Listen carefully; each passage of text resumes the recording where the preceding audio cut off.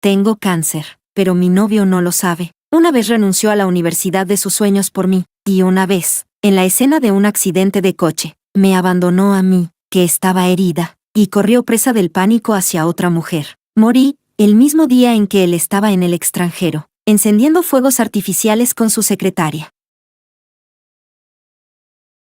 Capítulo 1. El día en que supe que había un tumor creciendo en mi cerebro. Manuel me pidió matrimonio. Mi mente era un caos. Por un instante, sospeché que lo sabía todo. Antes de que pasaran siquiera 30 segundos, se levantó del suelo, volvió a guardar la caja del anillo en el bolsillo y me miró con indiferencia. Petición de mis padres. Si no aceptas, entonces olvídalo. La opresión en mi pecho se alivió al instante. Claro, siempre le había gustado bromear conmigo. Esta vez, seguramente pensó que yo estaba usando a mis padres como palanca para presionarlo a casarse. Por eso montó esta propuesta, solo para humillarme. Retiré en silencio la mano que había extendido y le sonreí. ¿Y si acepto, te casarías conmigo?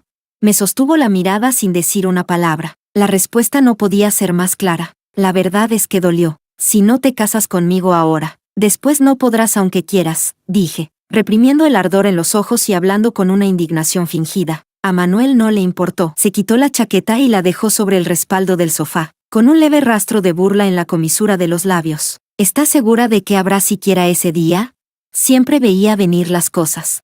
En efecto, yo no viviría para ver ese día. Capítulo 2. Por la noche, me senté en el borde de la cama, absorta en mis pensamientos. Manuel cerró su portátil, cerró los ojos para aliviar el cansancio y luego se levantó. Levantó la manta y se acostó. Por costumbre, me dio la espalda, dejando entre nosotros el espacio justo para que cupiera una almohada. No puedes fingir la postura al dormir. Llevábamos 8 años juntos, y aún así no lograba acostumbrarse a dormir en la misma cama conmigo. Frente a él, siempre había sido descarada, incluso cuando no quería. Yo me acercaba a escondidas después de que se quedara dormido. Me pegaba a su espalda y rodeaba su cintura con los brazos. Incluso nuestra primera vez fue algo que le rogué sin pudor. Yo tenía 20 años entonces. Recuerdo vagamente aquel día, llovía a cántaros. Las densas gotas de lluvia golpeaban la ventana, crepitando sin parar. El aire era frío y húmedo. Me quité la chaqueta ligera y caminé lentamente hacia él, y lo abracé. Él se quedó allí, sin moverse, bajo la camisa blanca de un chico. Su cintura era tan delgada, tan estrecha. A diferencia de mí, su temperatura corporal era alta. Temblaba de vergüenza, pensando que si me rechazaba,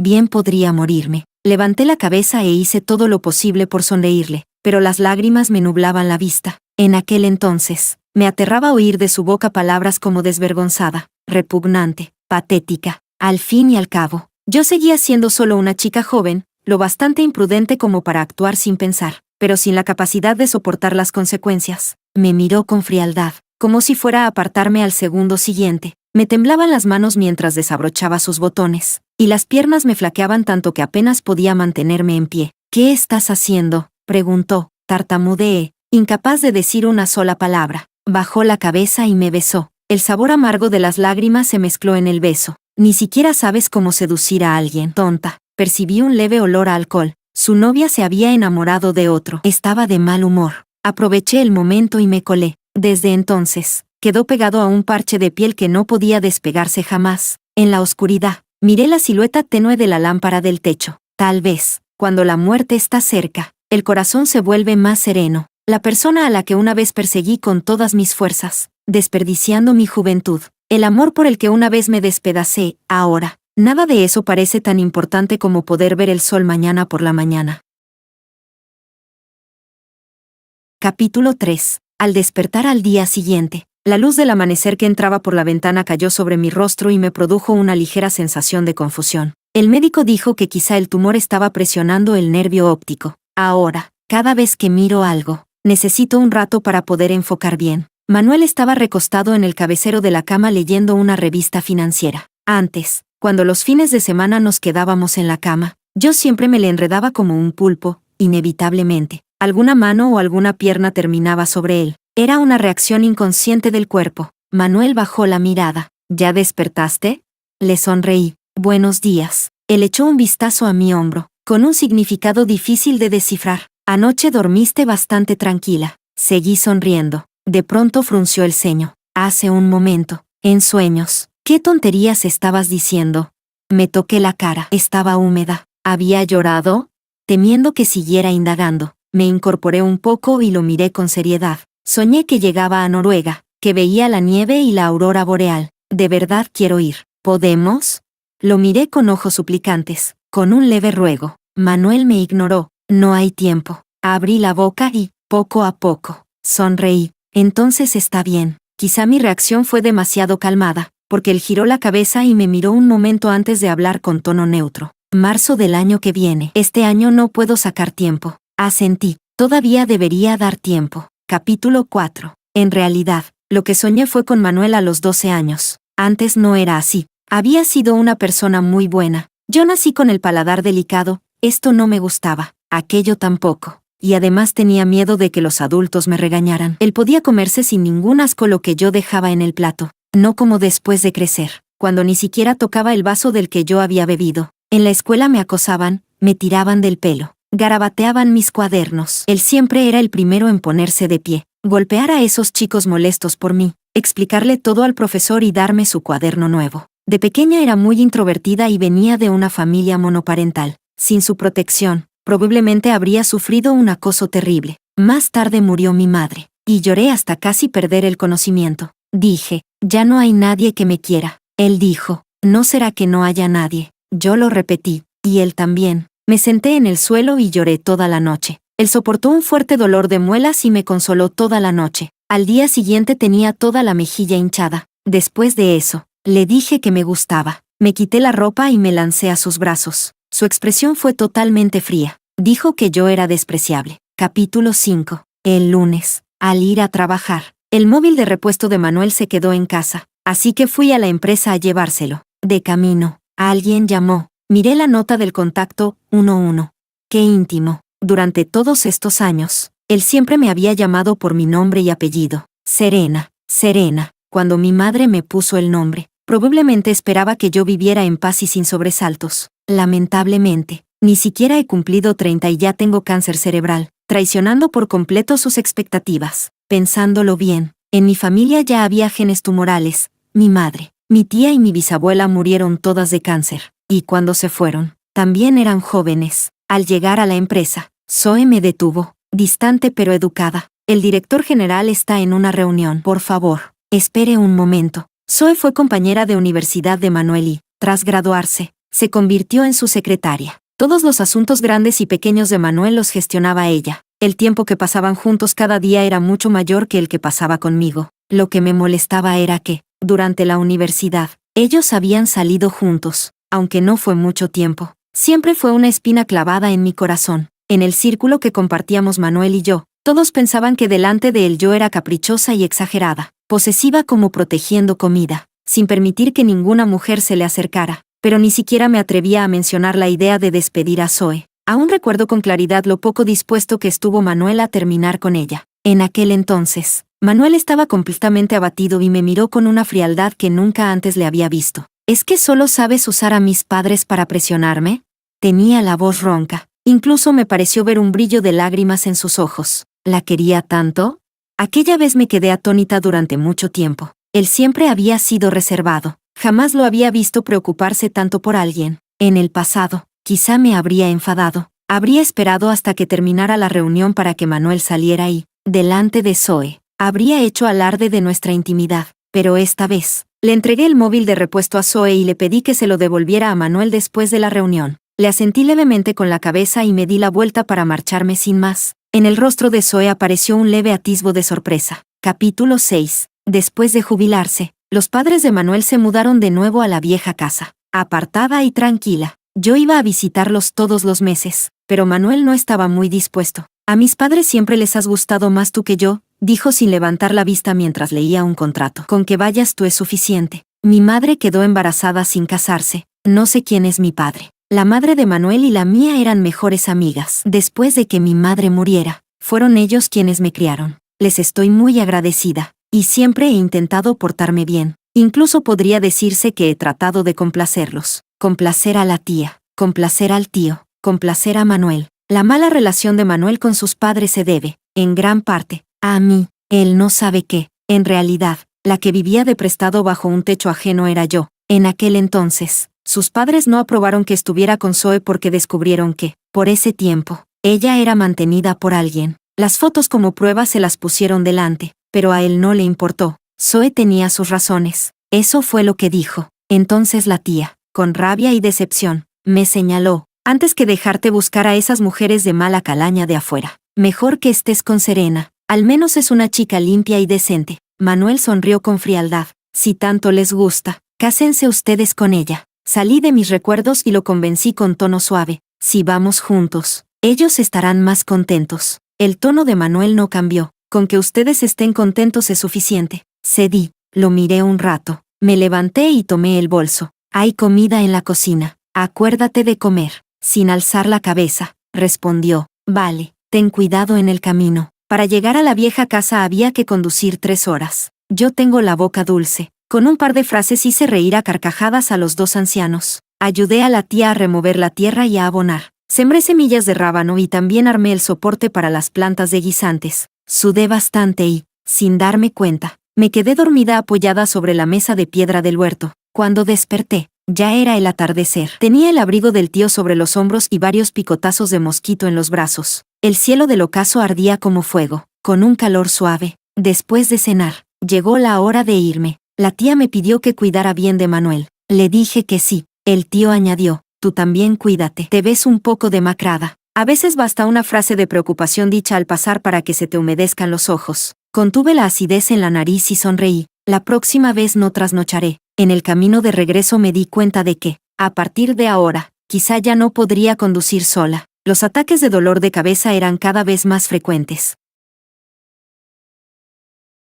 Capítulo 7. Jorge es mi médico tratante. Me aconsejó que me hospitalizara. En la etapa avanzada, la frecuencia de los dolores de cabeza podría aumentar cada vez más, y algunas personas incluso desarrollan epilepsia persistente. Negué con la cabeza. Si llega a ese punto, probablemente ya me habría suicidado. Tú lo sabes. No soporto el sufrimiento. Me miró frunciendo el ceño durante un rato y, al final, suspiró. Yo no me atrevía a conducir, así que fue él quien me llevó de vuelta. En el camino, Jorge me miró por el retrovisor. ¿Todavía no lo sabe?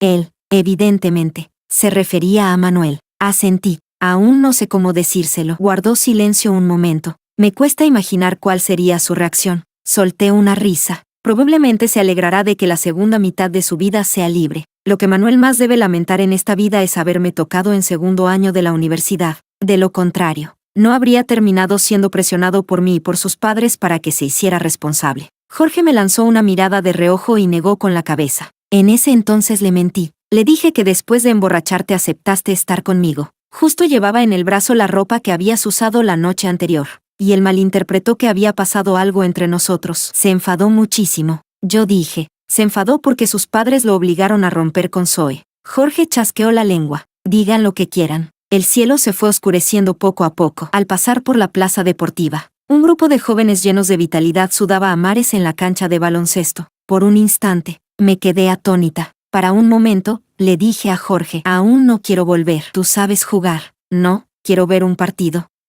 Jorge dudó. Sé jugar al ping-pong. Al baloncesto hace años que no lo toco. Tras insistirle una y otra vez, Jorge se remangó y, a regañadientes, salió a la cancha. Tenía brazos y piernas largos. Salvo un poco de torpeza al principio, no estorbó demasiado. Cuando encestó un triple precioso, no pude evitar gritar. Jorge se secó el sudor de la frente y se giró hacia mí con aire triunfante. No muy lejos, vi una figura familiar. Vestía camisa y pantalones de traje, con las mangas arremangadas hasta los codos, y observaba la cancha con expresión indiferente. Yo sabía que, en el lado externo de su brazo, había una larga y feroz cicatriz. La dejó en el accidente de coche, al salvarme. Una herida de 20 centímetros, una fractura, tornillos de acero. Desde entonces, debido al daño nervioso que afectó la movilidad de sus dedos, ya no pudo volver a jugar al béisbol ni al baloncesto, deportes que antes le encantaban. Incluso un simple vaso de agua le resultaba difícil de sostener.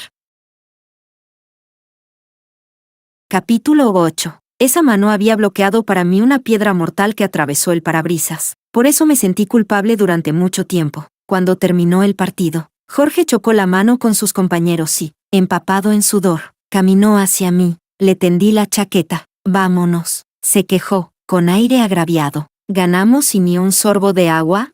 Solo hay de la que yo ya bebí. Extendió la mano. Dámela. No sé en qué momento Manuel se fue. Me sentí un poco incómoda. Vamos, te compro agua. Cuando llegué a casa, Manuel ya se había aseado y estaba tumbado en la cama con el pijama puesto. Yo me duché, me acosté, y él apagó la luz. No dijimos ni una palabra en toda la noche. Al día siguiente, a nuestra cita de fin de semana se le sumó de repente una persona más. La empresa planea hacer un proyecto de parque de atracciones. Traje a Zoe para que vea el terreno, explicó Manuel con indiferencia. No dije nada. Caminamos un tramo. Zoe parecía estar resfriada y no dejaba de toser. Manuel frunció el ceño. Si estabas enferma, ¿por qué no lo dijiste?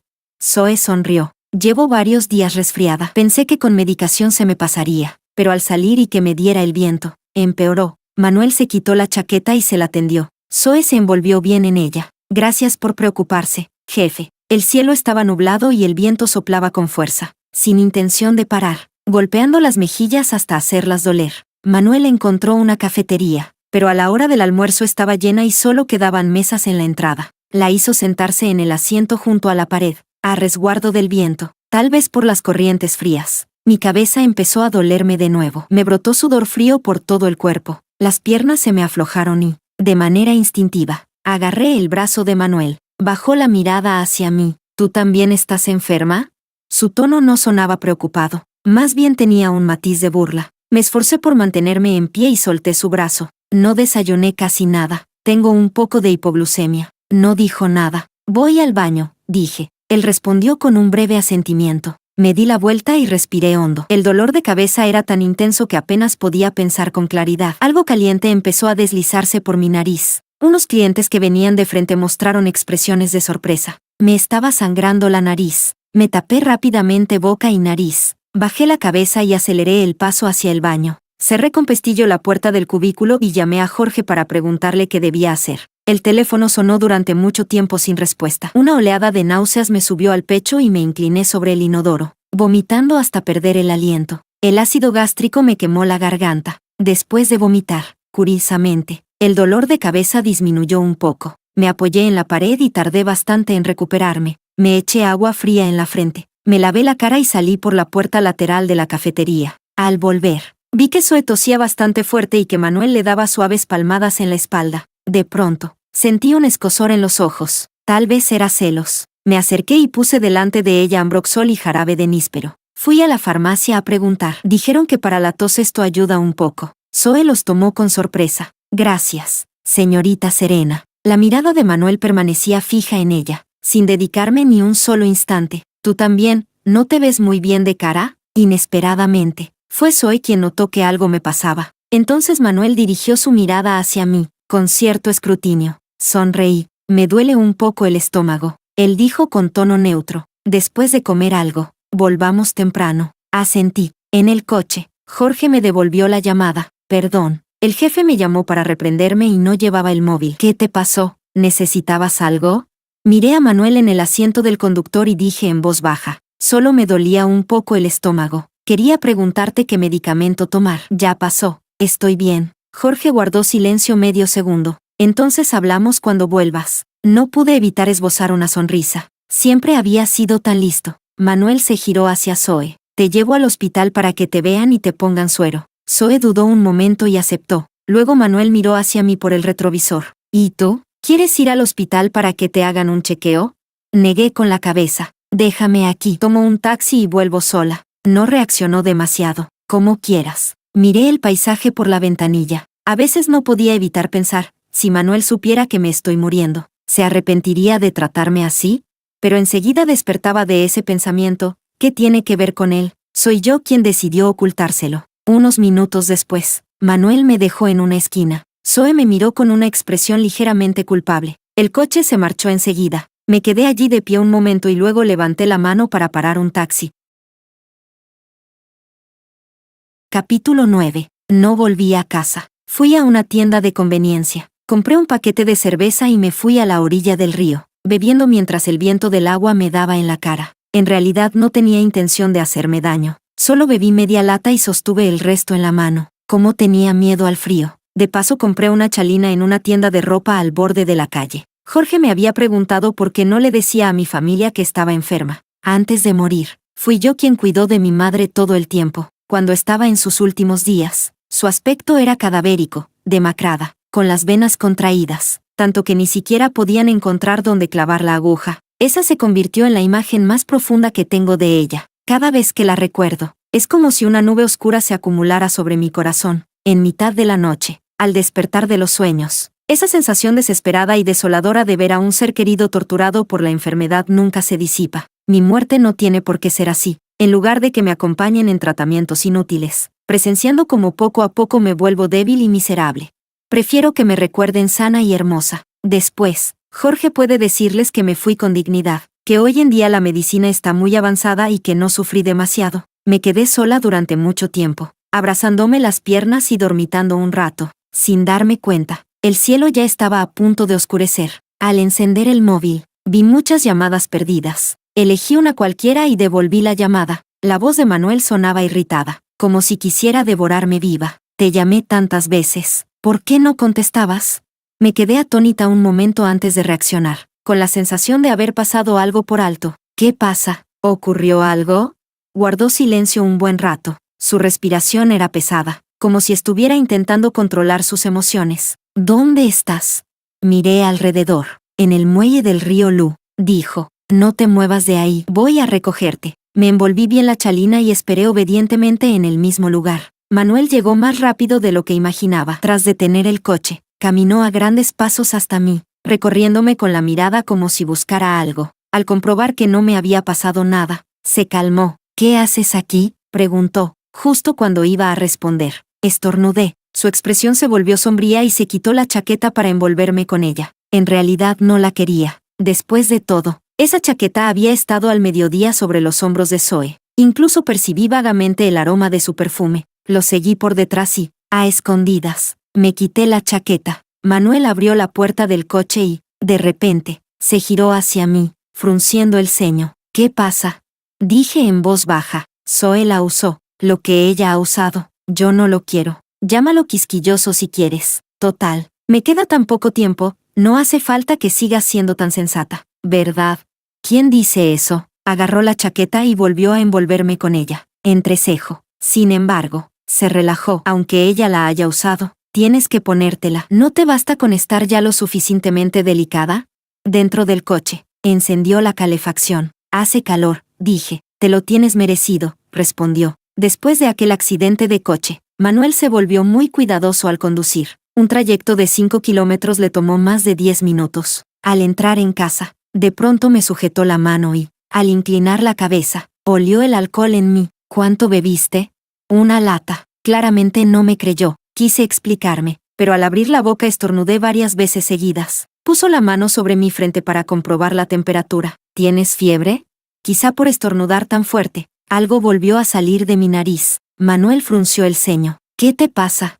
Negué con la cabeza y me tapé la nariz con la mano. Tal vez me pasé de calor. La sangre empezó a salir a borbotones, como un grifo mal cerrado. La expresión de Manuel cambió de inmediato. Me hizo levantar la cabeza y apretar las aletas de la nariz. Entró al dormitorio y sacó algodón médico para taparme las fosas nasales. Me miraba fijamente, con movimientos cuidadosos y meticulosos. La hemorragia nasal fue cediendo poco a poco. Mi cara y mi cuello estaban pegajosos de sangre. Manuel trajo una toalla caliente y me limpió con cuidado. Al llegar al pecho, su mano se detuvo levemente. Tiré de su manga. Había una mancha de sangre del tamaño de un lunar. Te manché. No le dio importancia. Me miró a la cara y volvió a fruncir el ceño. ¿Un estornudo y ya te sangra la nariz? ¿Eres una muñeca de porcelana?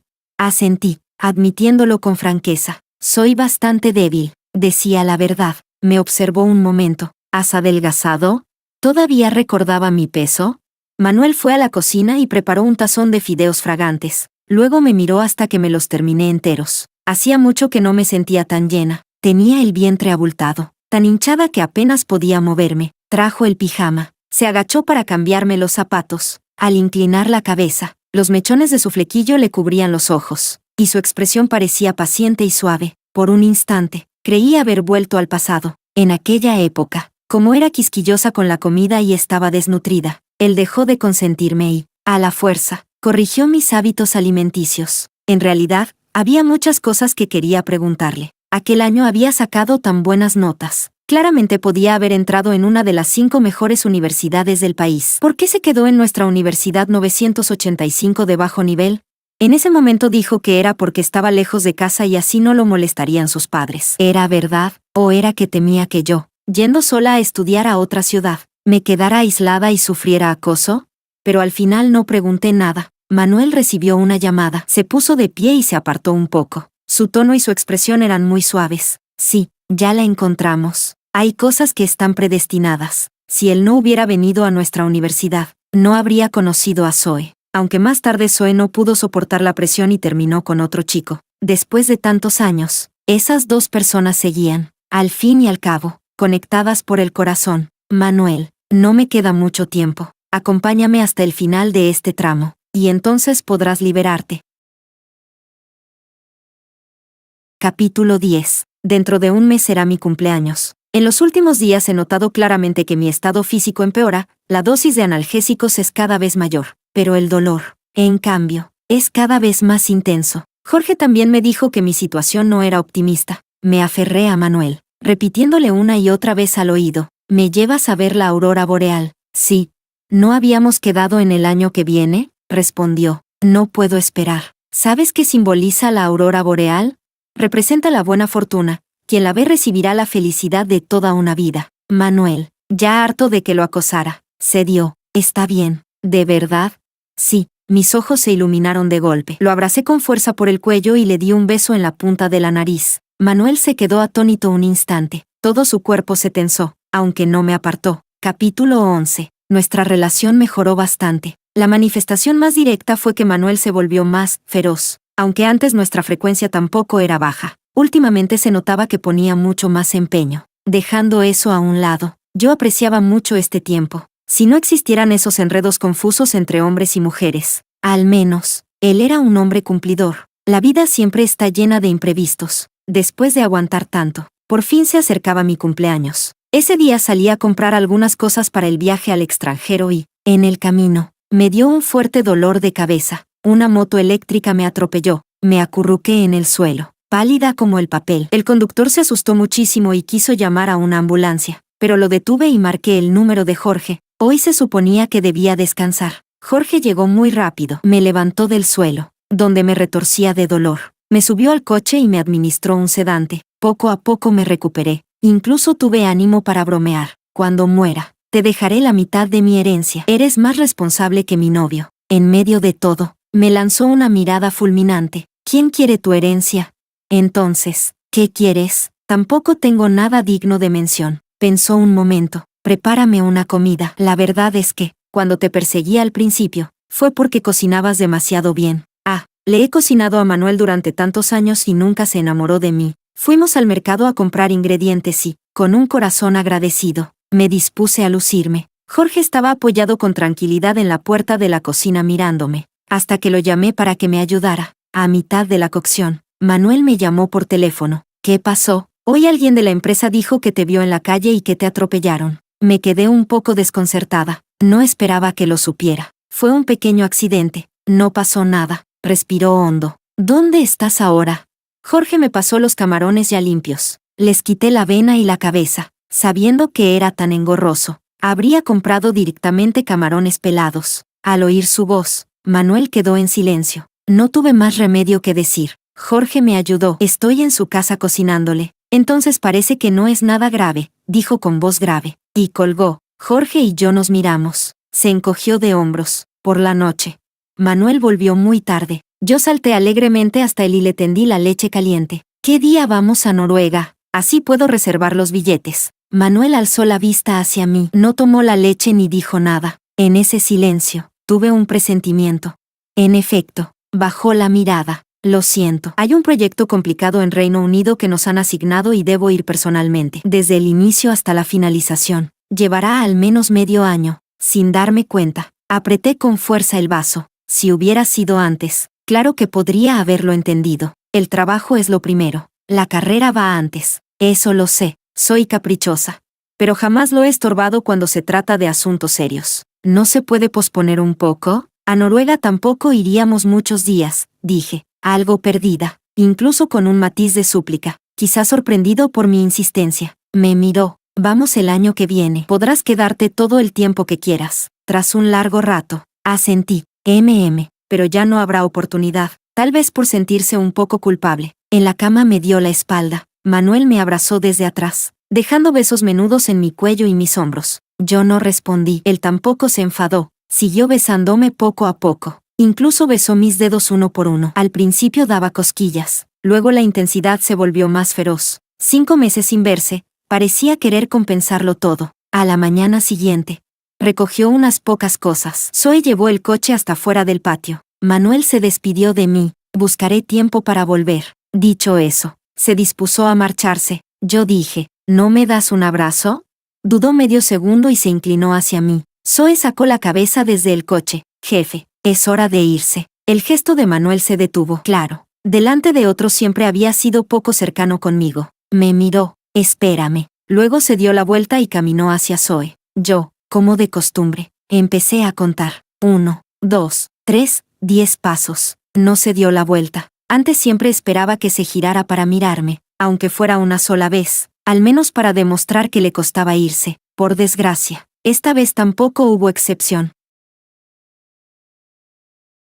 Capítulo 12. Dormí durante mucho tiempo. Cuando desperté de nuevo, ya era de madrugada. La noche estaba fría como el agua, y toda la ciudad permanecía en silencio. Manuel me envió un mensaje para avisar que había llegado sano y salvo, diciendo que ya estaba en Reino Unido. No respondí. Ya no podía volver a dormir, así que me senté en la cama abrazando mis piernas. En realidad, estaba bien. Desde el principio no quería que supiera de mi enfermedad. Ahora que se había ido al extranjero, tampoco sabría que yo había muerto. En ese estado de aturdimiento, recordé muchas cosas del pasado. Cuando era pequeña tenía mala salud. Era propensa a las alergias y sufría rinitis. No soportaba el polvo. Cada vez que me tocaba hacer limpieza en la escuela, él venía a nuestra clase a barrer el suelo y limpiar la pizarra por mí. En invierno, cuando me caí en la nieve, fue él quien me puso los guantes y me cargó a la espalda para llevarme a casa. Cuando me resfrié, me dolía la garganta y no podía comer. Y no había adultos en casa. Fue él quien cocinó gachas. Sopló cucharada por cucharada hasta que se enfriaron y me las dio de comer. Y aquella vez del accidente de coche, si no se hubiera interpuesto delante de mí, probablemente ya estaría muerta. Cada vez que me trataba mal, esos recuerdos de lo bien que me había tratado antes lo compensaban todo. Así, día tras día, año tras año, una cosa iba neutralizando a la otra, y luego volvían a acumularse. Yo seguía queriéndolo mucho, porque hay recuerdos que necesitan muchísimos momentos malos para poder borrarse, y muchos de los gestos buenos que él tuvo conmigo simplemente no se podían borrar. Descalza, entré en el estudio de Manuel. Rara vez me permitía entrar allí. En un rincón polvoriento de la estantería encontré un cuaderno de dibujos. Cierto, antes a Manuel le gustaba mucho dibujar. Entre todo tipo de bocetos, encontré una frase. Sé que Serena no tiene madre y da pena, pero no me gusta. La letra era algo infantil. La había escrito Manuel cuando era niño. Dudé un momento, y seguí pasando páginas. Desde que ella llegó a casa, en los ojos de papá y mamá solo existe ella. Cuando vamos en coche, cómo se marea. Mamá siempre la lleva en brazos. Lo que a mí me gusta comer, a ella no le gusta. Así que papá y mamá solo cocinan lo que a ella le gusta. Yo me enfermé y nadie se dio cuenta. Sentí una opresión repentina en el pecho. Así que, después de que yo apareciera, la tía y el tío lo habían descuidado tanto. Y en aquel entonces, él también era solo un niño. Alguien ajeno apareció de la nada y le arrebató la atención y el cariño de sus padres. ¿Por qué iba a ser generoso? Las entradas del diario fueron haciéndose más frecuentes. Recogió un gatito mojado por la lluvia. No logró salvarlo y lloraba a sollozos. La abracé, y enseguida se aferró a mí. Me manchó de lágrimas y mocos, toda sucia. Papá y mamá se olvidaron de mi cumpleaños, pero ella no. Fue por toda la clase anunciándolo. Hizo que el profesor y todos cantaran para mí. No levanté la cabeza en todo el rato. ¡Qué vergüenza! Le dije que no me llamara hermano mayor, pero no me hizo caso. Yo no soy su hermano. ¿Ser su hermano significa tener que cederle todo?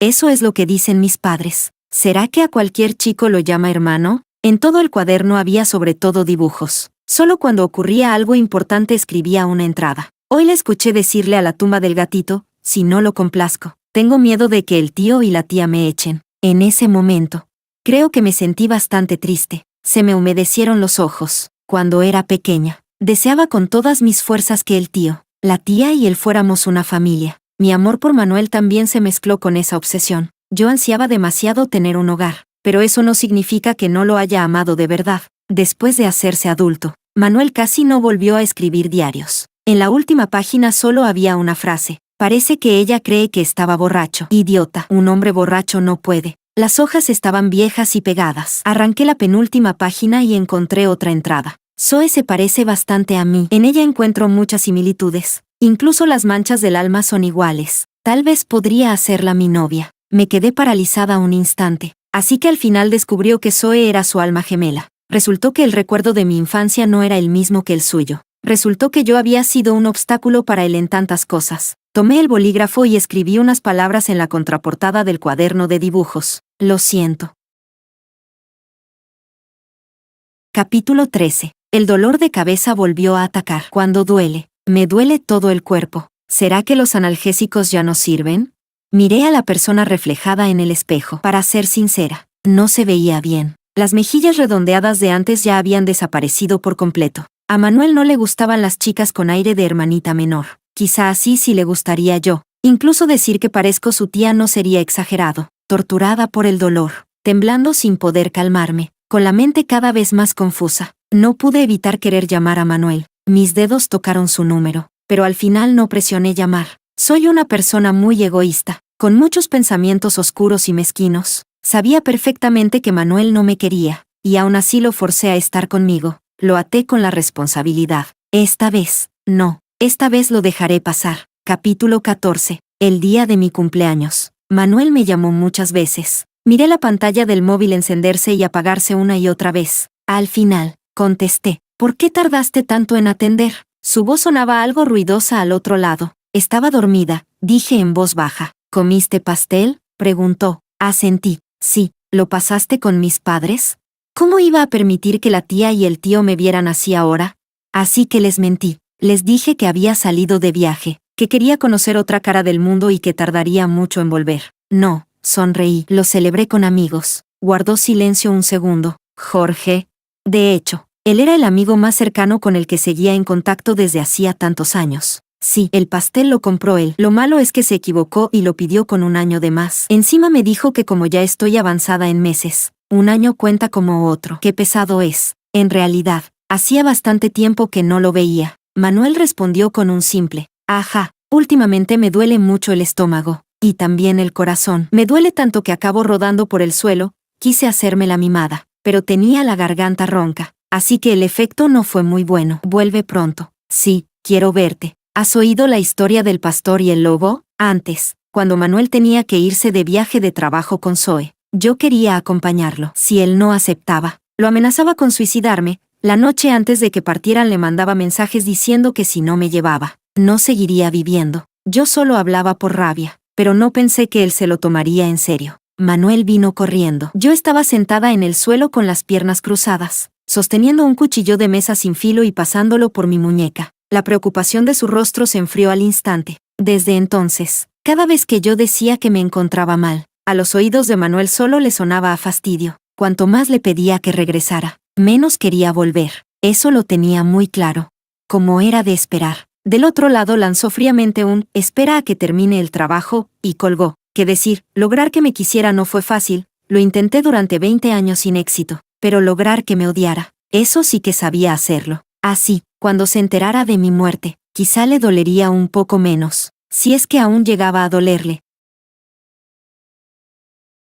Capítulo 15. Un mes después, estaba en un bar tranquilo escuchando música. En la mesa de al lado estaban varios amigos de Manuel, hombres y mujeres. Llevaba una gorra de béisbol con la visera muy baja y estaba toda vestida de negro, encogida en un rincón, así que no me reconocieron. Escuché mi nombre en medio de sus chismes. Resulta que Manuel quería romper conmigo. Dijo que había sido demasiado tiempo, que tanto él como yo estábamos cansados, hartos ya. Lo pensé un rato y empecé a recoger mis cosas de la casa. Ropa, zapatos, cepillo y vaso de dientes. Y también esos adornos y colgantes que, según él, tenían un gusto vulgar y que yo había metido a la fuerza, grandes y pequeños. Todo lo que me pertenecía lo saqué. Así, cuando su nueva novia se mudara, no discutirían por ver cosas que yo había dejado. Empaqué todo ese revoltijo, La mayor parte la llevé al vertedero, y algunas cosas las vendí de segunda mano. Entre ellas estaban nuestras fotos de boda. Nos las habíamos hecho por curiosidad durante un viaje familiar al extranjero. La tía y el tío también tenían una copia. Antes las atesoraba muchísimo y las colgaba en el lugar más visible de la casa. Pero eso no se puede vender de segunda mano, así que solo podía tirarlas. Antes de irme, miré una última vez la casa. Ya está, no quedaba ni un solo rastro mío. Ah, no, dejé un oso grande de peluche, marrón, en el sofá del salón. Lo compré porque me parecía que se parecía a Manuel. Le prendí una nota. El osito es para Zoe. Cuánto le gustaba Zoe a Manuel. Aquella vez íbamos los tres en el mismo coche. Yo conducía. Manuel iba en el asiento del copiloto. Zoe estaba sentada detrás de mí. Cuando nos embistió aquel camión fuera de control, Manuel me protegió de las piedras que salieron volando, pero la carrocería deformada me atrapó con fuerza. Las piernas quedaron encajadas bajo el volante. Los cristales rotos se clavaron en mis muslos y la sangre corría sin parar. Quizá fue un mecanismo de autoprotección del cuerpo. En ese instante estaba entumecida. Ni siquiera sentí dolor. Desde atrás llegó el gemido de dolor de Zoe. Manuel, sin importarle su brazo fracturado, bajó del coche, le abrió la puerta y la sacó en brazos. Solo después tuvo margen para ocuparse de mí. No sabía cuándo había vuelto Manuel al país, ni por qué nadie me lo dijo. Cuando lo vi bajar de un taxi en la entrada del complejo residencial, me quedé pálida, tan nerviosa que no sabía qué hacer. Solo pensaba en una cosa, no podía dejar que me viera así. Tal vez notó mi mirada, porque como por instinto giró la cabeza hacia donde yo estaba. Me di la vuelta y aceleré el paso, un poco torpemente. Alquilé un pequeño apartamento cerca. Cuando llegué a casa, por fin solté un suspiro de alivio. En ese momento, entró la llamada de Manuel. Seguramente había vuelto a casa y descubierto que yo no estaba. Me calmé un poco y atendí. Hola. La voz de Manuel, algo fría, llegó por el teléfono. ¿Dónde estás? No respondí. Volvió a preguntar, con un deje de presión. ¿Dónde estás? Tenía la cabeza hecha un lío y me inventé una excusa al azar. Me fui de viaje. Él soltó una risa fría. ¿Un viaje y te llevas todas tus cosas? Pensé que habían robado en casa. ¿Qué significa esto? Quiero mudarme a vivir sola. Aspiró suavemente. Cuando volvió a hablar, la irritación en su voz casi traspasaba la pantalla. Te lo pregunto por última vez, ¿dónde estás?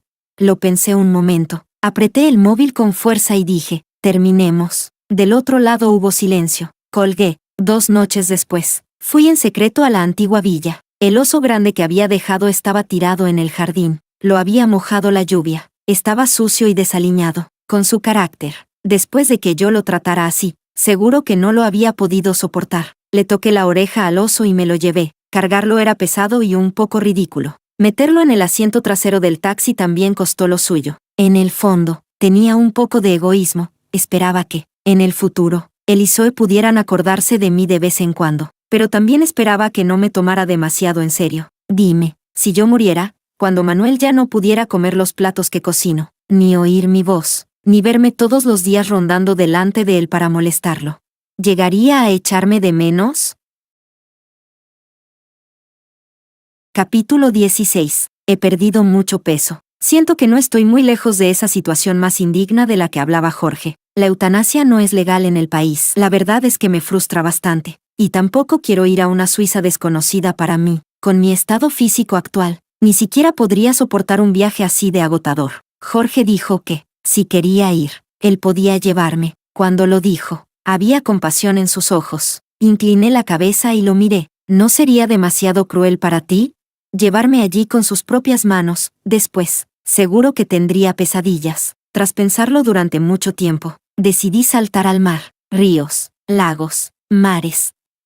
De todos ellos, Manuel era el único que no soportaba el mar. Le gustaban los arroyos sinuosos, los ríos amplios, los lagos tranquilos y apacibles, pero no la inmensidad misteriosa del océano. Él siempre ha sido una persona bastante aburrida. Así está bien. Muero en un lugar que no le gusta, y él también se ahorra preocupaciones, para que no estropee el paisaje si algún día se acuerda de mí. Aunque Jorge se negó, aún así dejé la mitad de mi herencia para él en el testamento, como amigo o como médico. Ha sido demasiado atento conmigo, y yo no tenía nada digno con lo que devolverle tanto. Para ser sincera, tampoco tengo mucho dinero. Al principio quise grabar un video para el tío y la tía, pero al pensar en mi aspecto actual, lo dejé estar y solo escribí una carta de agradecimiento. Desde pequeña había querido llamarlos papá y mamá, así que así los llamé en la carta. Espero que no se molesten. El viento marino soplaba en ráfagas, aullando con aspereza junto a mis oídos. En las historias de mi red social vi una foto que había publicado Manuel. Él y Zoe estaban viendo fuegos artificiales. Recuerdo que Zoe dijo una vez que lo que más añoraba eran los fuegos artificiales de su infancia, cargados con los deseos más ingenuos y hermosos, uno tras otro. Fuegos artificiales de formas distintas florecían en el cielo nocturno, deslumbrantes y coloridos, estallando en puntos de luz brillante que luego caían, como una lluvia de estrellas, lenta y dispersa. Se parecían muchísimo a la forma más exuberante de la vida. Dejé el móvil sobre una roca y me lancé al mar. Capítulo 17 y extra. Jorge. Cuando le informé a Manuel de la muerte de su novia Serena, frunció el ceño y no me creyó. No hagas bromas de ese tipo. Señor, no estoy bromeando. Le entregué la carta póstuma de Serena. Esto es para sus padres. Por favor, entréguelo. No la tomó. Ni siquiera bajó la mirada para echarle un vistazo. ¿Otra vez está armando un drama?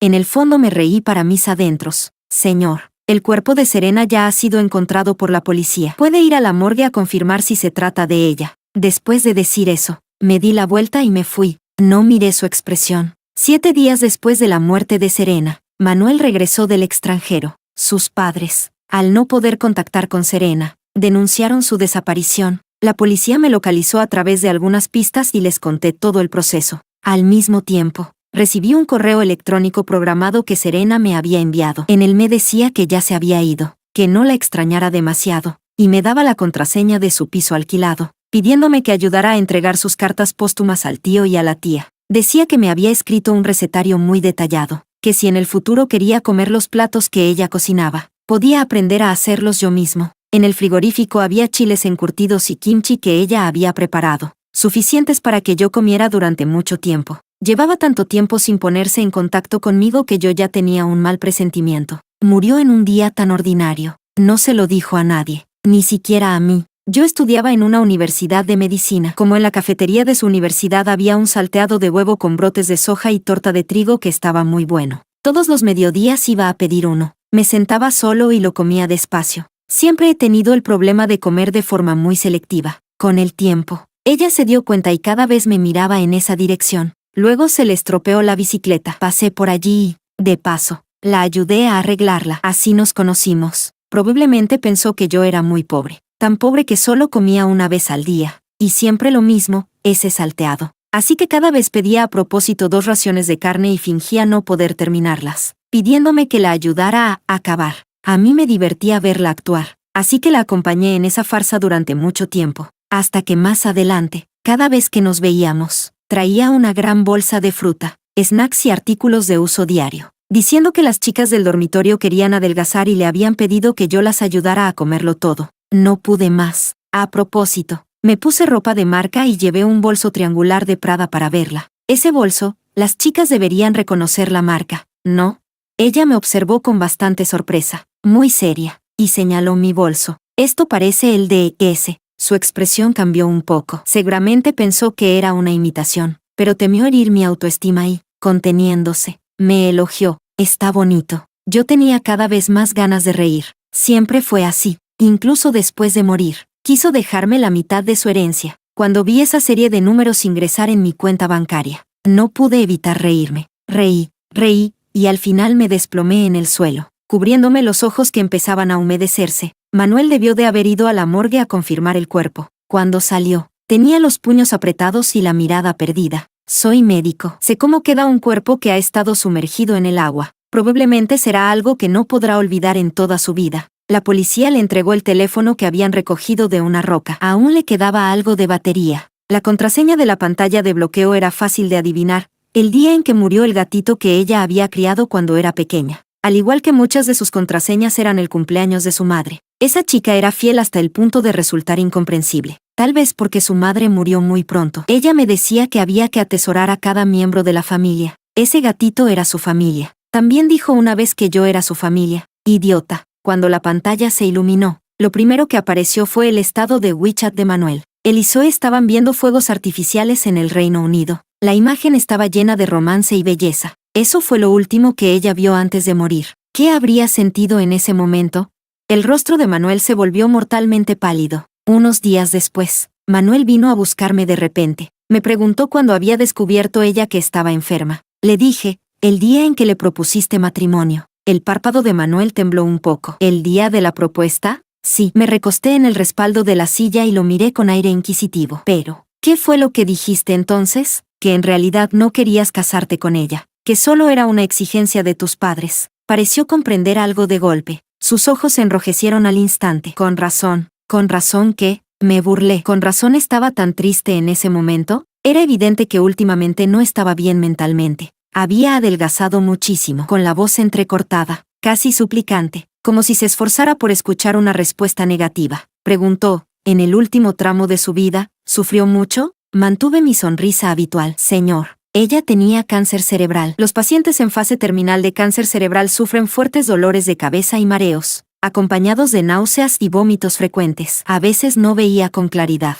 y cuando vivía sola se caía a menudo. Tras la metástasis, ni siquiera podía describir un punto concreto del dolor, porque le dolía todo el cuerpo. No lo soportó y por eso eligió suicidarse. Ella me pidió que les dijera que cuando se fue no sufrió demasiado. Lo miré con crueldad, pero no tuve corazón para que siguieras en la ignorancia. Manuel, ¿qué estabas haciendo tú en ese momento?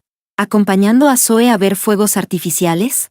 Ah, por cierto, hubo una vez que tú, Zoe y ella salieron juntos. En una tienda le dio un ataque de dolor de cabeza. Le empezó a sangrar la nariz delante de todos. Así que se escondió en el baño y aguantó hasta sentirse un poco mejor antes de salir a verlos. Dije, te llamó por teléfono en ese momento, pero yo tampoco pude contestar. Manuel levantó la cabeza de golpe y me miró. Sus ojos estaban llenos de incredulidad. Sonreí ligeramente, pero comparado con ella, tú estabas claramente más preocupado por el resfriado de la señorita Zoe. El rostro de Manuel se volvió ceniciento. Durante mucho tiempo no pudo reaccionar. La enfermera llamó suavemente a la puerta. Doctor Jorge, hay familiares de un paciente que quieren verlo. Pasé a su lado y salí. Fuera de la puerta estaban los padres de Manuel. Su madre tenía los ojos hinchados de tanto llorar y necesitaba apoyarse en su padre para poder mantenerse en pie. Usted es el médico tratante de Serena y también su amigo. ¿Puede decirnos si de verdad Serena tenía cáncer? La madre extendió la mano hacia mí. La voz le temblaba. ¿Por qué no nos dijeron nada? Me apresuré a sostenerla del brazo. Tía, mis condolencias. En ese último periodo nadie la acompañó. Nadie se ocupó de ella. Lo aguantó todo sola. Qué triste debió de ser, dijo la madre. Y las lágrimas volvieron a caer. Saqué el discurso que ya tenía preparado. Tía, no esté tan triste. Hoy en día la medicina está muy avanzada. Serena no sufrió demasiado. Simplemente no quería pasar sus últimos días dependiendo de medicamentos y máquinas para mantenerse con vida. Por eso eligió saltar al mar. A ella le gustaba mucho el mar. Para ella fue una liberación. No quería que ustedes sufrieran por su culpa. Por eso no les dijo nada. El padre se quedó atónito, con los ojos enrojecidos, y dijo con un sollozo, ¿de verdad fue así? Asentí. Ella dijo que quería que lo que quedara en sus recuerdos fuera la imagen de ella bonita y sana. La madre murmuró,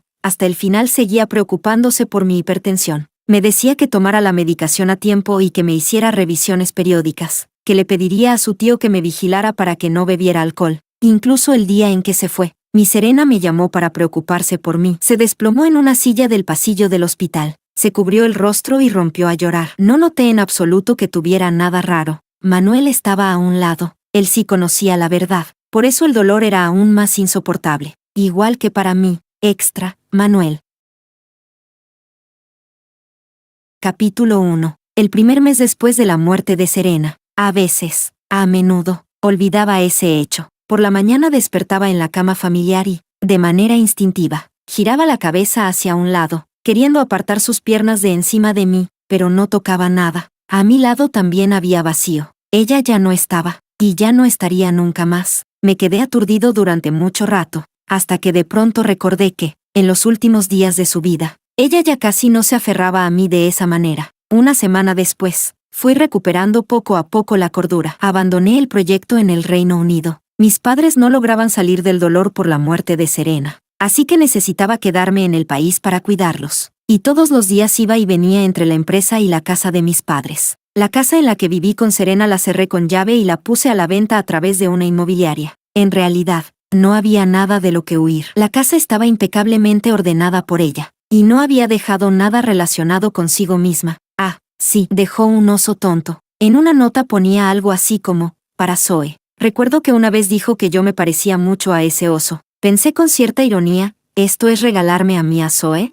Con una rabia inexplicable, lo tiré sin pensarlo al patio. Un día, mamá dijo de repente, vamos a ver el lugar donde se fue Serena. Al mencionar a Serena, sus ojos volvieron a enrojecerse. Siempre sueño con ese mar. Quizás Serena quiere verme. Cuando terminó de hablar, tanto mamá como papá me miraron. Le puse un poco de comida en el plato a mamá. ¿Puedo pedirle al chofer que los lleve? Mamá me miró. ¿Tú no quieres ir a ver a Serena? Solo es el mar. Además, siempre he tenido miedo al mar. Papá asintió. Desde pequeño, Manuel ni siquiera se atrevía a ir al acuario. Déjalo. Vayamos nosotros. En la televisión estaban transmitiendo unas auroras boreales impresionantes en Canadá. El cielo nocturno parecía haber sido bañado con una pintura verde fluorescente, cambiante e impredecible. Aparté la mirada, recogí los platos y los llevé al fregadero, abriendo el grifo. Mamá trajo del mar una concha y la colocó en la mesilla. Papá dijo que en ese momento ella estaba llamando el nombre de Serena, y que la concha había sido empujada por las olas hasta sus pies, así que lo tomaron como un regalo de Serena para ella. Fuera de eso, la vida seguía como siempre. Capítulo 2. Zoe tosió una vez durante la reunión. Levanté la vista hacia ella. Sal. Zoe se quedó paralizada. Todos en la reunión me miraron con sorpresa. Ella, muy nerviosa, se disculpó apresuradamente, se tapó la boca y salió a toda prisa de la sala. Retiré la mirada e indiqué al empleado que estaba en el estrado que continuara con la presentación del PPT. Zoe se escondió en la zona del café para secarse las lágrimas. Me acerqué en silencio. Le serví una taza de café y se la tendí. En la empresa, controla tus emociones. Zoe la tomó, algo descompuesta. Gracias, jefe. Yo sostenía mi café y estaba a punto de irme cuando la oí decir, no estoy llorando por lo que pasó en la reunión. Con voz ronca continuó, solo recordé la última vez que hablé con Serena. Me compró medicinas y me dijo que con eso la tos se me curaría más rápido. En ese momento, ella también debía de estar sufriendo. ¿Verdad, jefe? ¿Sabe? Aquella vez del accidente de coche, Serena te vio sacarme del vehículo. Su expresión era muy triste, una tristeza que solo otra mujer puede entender. Creo que ella lo malinterpretó. Siempre pensó que, después del accidente, la primera persona que quisiste salvar fui yo. Me quedé paralizado un instante. En aquel momento, la pierna de Serena estaba atrapada bajo el volante por el frente deformado del coche. Su rostro estaba completamente pálido. Zoe gemía de dolor en el asiento trasero. Yo bajé primero y la ayudé a salir. Ella estaba muy asustada y, de forma inconsciente, se aferró con fuerza a mi ropa. La tranquilicé un par de veces y entonces, como si despertara de un sueño, soltó la mano. Pedí a unos transeúntes que llamaran a la policía y a una ambulancia. Luego fui a ver cómo estaba Serena. Estaba atrapada con mucha fuerza. Intenté reclinar el respaldo del asiento del conductor para hacer espacio y que pudiera sacar la pierna, pero el botón de ajuste estaba averiado. Solo pude limpiar primero los fragmentos de vidrio que se habían clavado en la herida y esperar al rescate. Ella, que normalmente le tenía mucho miedo al dolor, en ese momento no emitió ni un solo quejido. No dejaba de mirar mi brazo fracturado, diciendo que ella estaba bien, que de verdad estaba bien. Pero más tarde, al llegar al hospital y ver a Jorge, rompió a llorar de dolor con los ojos enrojecidos. En ese instante entendí que, en su corazón, quizá yo no era tan digno de confianza como Jorge. Zoe dijo en voz baja, pero yo sé que primero me ayudaste a salir porque querías reclinar el asiento para darle espacio a ella. ¿Verdad? No respondí. Por la noche, vi en el móvil una notificación. ¿Qué tan doloroso es suicidarse saltando al mar? Alguien compartía en los comentarios su experiencia personal. A mitad del proceso se arrepiente uno. Lucha, pero ya no hay vuelta atrás. Es una desesperación absoluta. Esa sensación de querer respirar y acabar aspirando agua de mar en los pulmones. Las vías respiratorias ardiendo de dolor. No terminé de leer. Desde ese día empecé a pasar noches enteras sin dormir. Cuando no podía conciliar el sueño, cocinaba, limpiaba la casa, planchaba cada prenda hasta dejarla impecable. Una mañana, mamá se levantó temprano y vio una mesa llena de platos. Se quedó muy sorprendida. Probó un bocado y sus ojos se humedecieron. ¿Sabe cómo lo que hacía Serena? Me llevé un trozo de cerdo estofado a la boca. El sabor familiar llenó mis labios y dientes, pero en el pecho surgió una oleada de tristeza, como si se hubiera activado un recuerdo profundamente enterrado en mi mente. Antes de esto, nunca había cocinado. Entonces, ¿por qué podía hacer platos con un sabor tan parecido al de ella? De repente me di cuenta de que todo lo que estaba haciendo eran cosas que Serena solía hacer. Cada una de ellas era un hábito suyo cuando sufría de insomnio. Capítulo 3. Unos días después, El agente inmobiliario me dijo que había un cliente interesado en la casa y me preguntó cuándo podíamos firmar el contrato. Volví a la antigua villa, sin sus cosas. El interior se veía vacío. Ya no estaban los murales infantiles y exagerados, ni los cojines con muñecos en el sofá, ni las plantas verdes que ella cuidaba en el balcón, tampoco la foto de boda que nos tomamos durante aquel viaje. Solo quedaban muebles fríos y sencillos. Me quedé allí de pie, y de pronto tuve unas ganas desesperadas de encontrar alguna huella de su vida, pero no había nada, ni lo más mínimo. No me rendí y rebusqué en cada rincón, pero en ninguno había nada. ¿Y el oso? Corrí atropelladamente hacia una esquina del patio, pero el oso también había desaparecido hacía tiempo. Quizá el personal de limpieza lo había tirado como basura. La última cosa que me había dejado, también la perdí por mis propias manos. Regresé a casa y saqué la ropa que ella me había comprado en el pasado. La extendí por toda la cama, de todos los tamaños, y luego me acosté encima. No intenté forzar el sueño, pero me dormí muy pronto. Sentí vagamente una respiración muy suave junto a mi oído, como la de un gatito, intermitente y ligera. Ese sueño fue inusualmente largo. La puerta se abrió, se oyeron pasos. Me desperté de golpe. Salí de la habitación a grandes zancadas y bajé las escaleras. En el instante en que vi a la persona, el corazón me dio un vuelco, pero solo era el agente inmobiliario. Detrás de él venía el cliente que quería ver la casa. Al verme, se sorprendió un poco y sonrió. Ah, el señor también está aquí. Perfecto. Así pueden conocerse. Me cubrí los ojos y respiré hondo. Lo siento, la casa no la puedo vender. Fui a buscar a Jorge. Le pregunté por la última vivienda en la que había vivido Serena. Me observó en silencio durante un momento y luego sonrió. Esa casa ya la compré yo. No lo pienses más. Me quedé sin aliento. Se levantó y caminó hasta quedar frente a mí.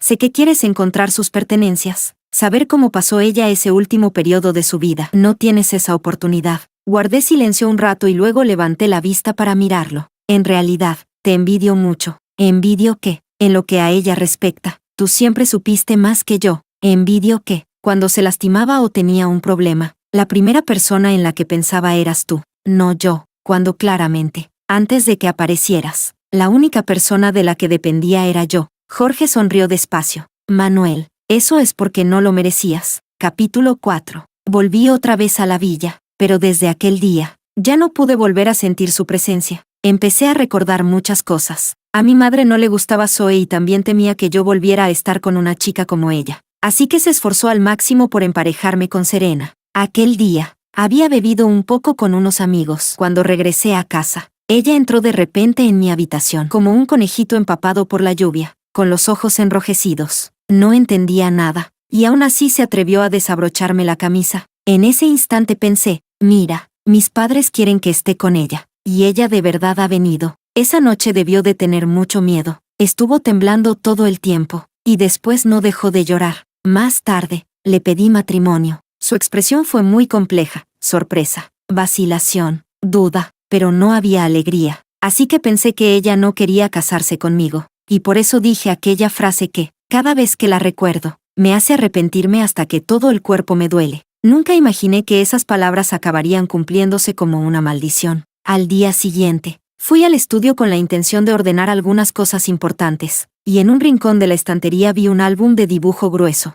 Lo abrí antes de que Serena llegara. Mi infancia había sido en realidad muy solitaria. La mayor parte del tiempo me la pasaba tumbado solo, dibujando. Después de que ella llegó, convertí ese álbum en un diario. En él solo había cosas relacionadas con ella. En la universidad, al volver a encontrar ese álbum, añadí unas cuantas líneas más de manera casual. Cerré el álbum y estaba a punto de guardarlo cuando, de pronto, en la contraportada vi una caligrafía reciente. Lo siento. Era la letra de Serena. De repente, mis manos empezaron a temblar.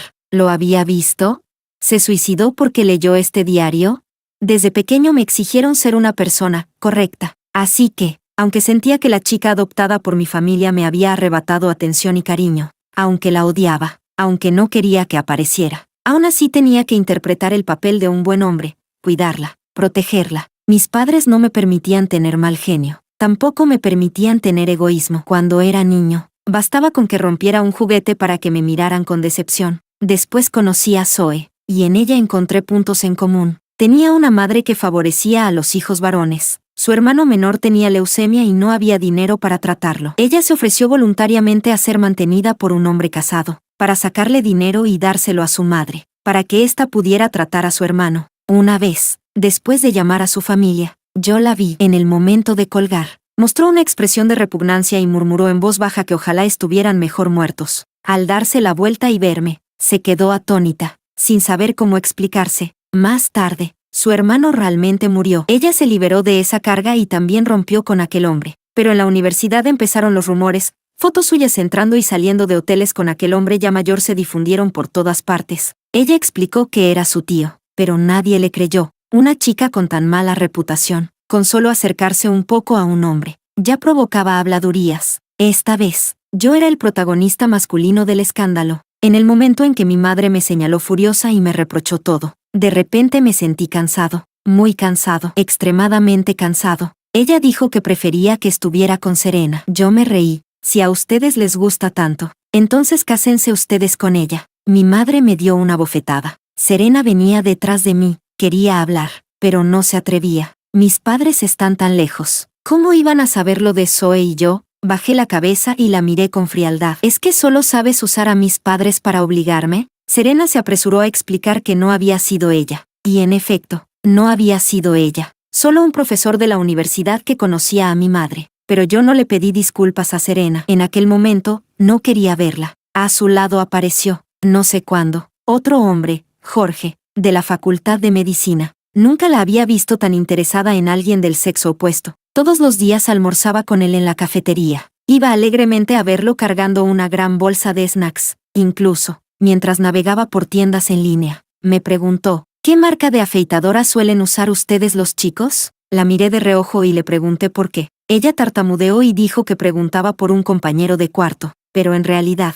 la vi regalarle la afeitadora a Jorge junto con una bolsa de fruta, y tocarse la barbilla frente a él, diciéndole que se arreglara un poco más. En ese instante, aquella mezcla de sorpresa y furia me tomó incluso a mí desprevenido. Tal vez, durante esos días, mi rechazo hacia ella, mi falta de voluntad al cuidarla en contra de mis sentimientos, ya habían sido desgastados poco a poco por ella. Desde el momento en que, por aquel gato muerto, lloró y me abrazó, me di cuenta de que no me resultaba tan insoportable. Ella era el único lugar en esa casa donde yo podía respirar, pero ella no conocía mi terquedad, no sabía lo contradictorio que podía ser un niño inmaduro, lo poco que coincidían mis palabras con mi corazón. Hasta el día de su muerte, ella creyó que yo la odiaba. Hasta el día de su muerte, creyó que yo amaba a Zoe. Cuando escribió esas 4 palabras, ¿qué clase de sentimiento tendría en el corazón?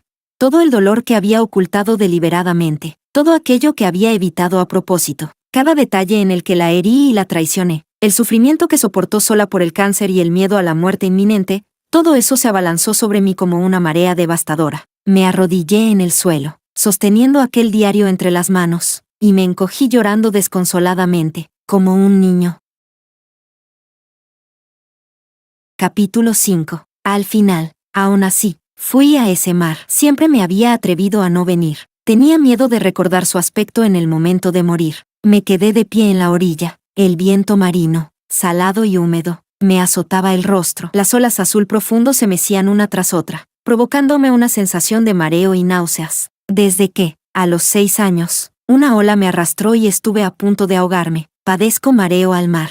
Y Serena, presosamente, murió en el mar. Las olas lamían el empeine de mis pies, como si me guiaran hacia un destino más profundo. Un paso, 2 pasos. La última imagen que ella vio antes de morir fue la foto de fuegos artificiales que publiqué en mi estado de WeChat. Yo solo pensé que esos fuegos artificiales tan deslumbrantes se parecían a las auroras que ella quería ver, pero no imaginé que Zoe le daría me gusta. Desde entonces, en el corazón de ella, eso se convirtió en el romance entre Zoe y yo. Cuando la línea del mar se acercaba cada vez más, una llamada telefónica me despertó de golpe. Cuando reaccioné, el agua ya me llegaba hasta la cintura. Tomé el teléfono, era mi madre. Contesté y, para evitar que oyera el viento y el sonido de las olas, tapé el micrófono. ¿Qué pasa? La voz de mi madre sonaba cansada. Mientras dormía, la concha se cayó de repente al suelo y me despertó. De pronto quise llamarte. ¿Cuándo vuelves a casa? ¿Qué quieres cenar esta noche? ¿La concha?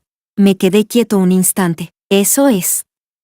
Ella todavía tenía a su familia más querida, a quienes yo debía cuidar. ¿Qué ruido es ese de fondo? ¿Estás en la playa?, preguntó mi madre, desconcertada. No, mi voz estaba algo ronca. Ahora mismo vuelvo. Capítulo 6. Unos días después, recibí una llamada. La voz al otro lado sonaba dubitativa. Hermano, soy yo. Hay algo que quizá deba contarte. Antes, en una taberna, puede que nos hayamos encontrado con la cuñada. Estaba tan delgada que no me atrevía a reconocerla. Éramos varios y habíamos bebido demasiado. De repente empezamos a hablar de ti. Ese chico, el 11. Soltó todas las tonterías que dijiste borracho en el Reino Unido. Dijo que estar con tu esposa te cansaba, que estabas harto y cosas así. Después de oírlo, la cuñada parecía muy triste y se fue enseguida. Más tarde, cuando me enteré de su muerte, me sentí fatal. Le di muchas vueltas y al final decidí contarte lo que pasó aquel día. Colgué el teléfono y bajé la mirada. Así que esta fue la razón por la que decidió marcharse. Ella nunca sabrá que aquel viaje mío de regreso al país era para pedirle matrimonio.